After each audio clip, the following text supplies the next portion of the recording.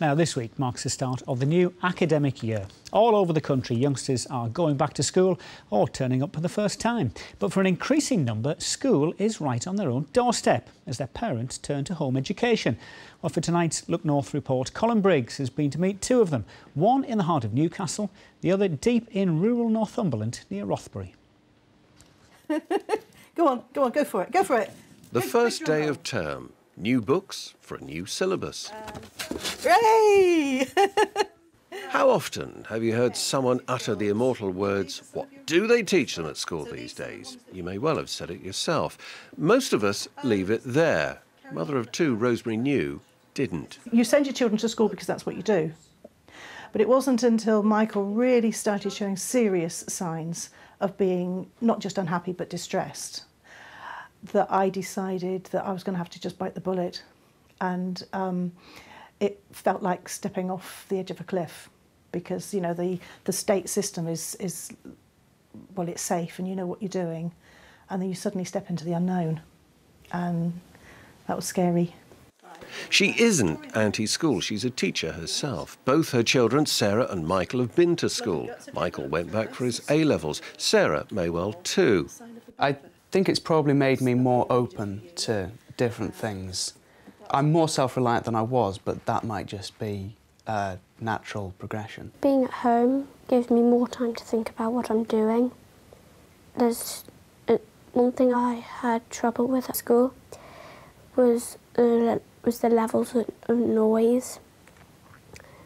And at home, you can just put some music on and do some work quietly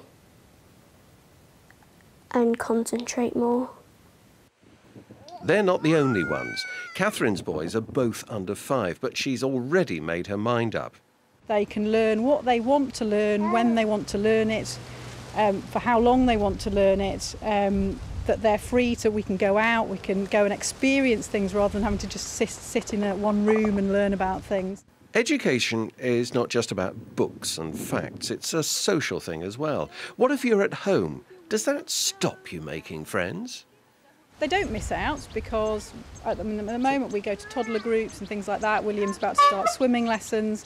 As they get bigger, we will do all the normal things that kids do out of school, scouts, swimming lessons, gym classes, music, all that sort of thing that normally kids would do out of school anyway. When I came out of school, I would say I had no self-esteem or confidence or any of that kind of thing. But home education has allowed me to kind of learn to interact with people well.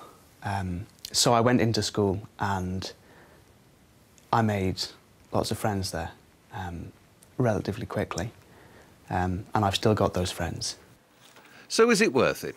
You'd expect Rosemary to be convinced, and she is. The whole parent-child relationship has been enhanced and nurtured and has been fantastic. And as I say, you know, I think it's a huge privilege that I've been able to just walk hand in hand with them through their years. Inside. Colin Briggs, BBC Look North. Interesting. We're coming up in a moment.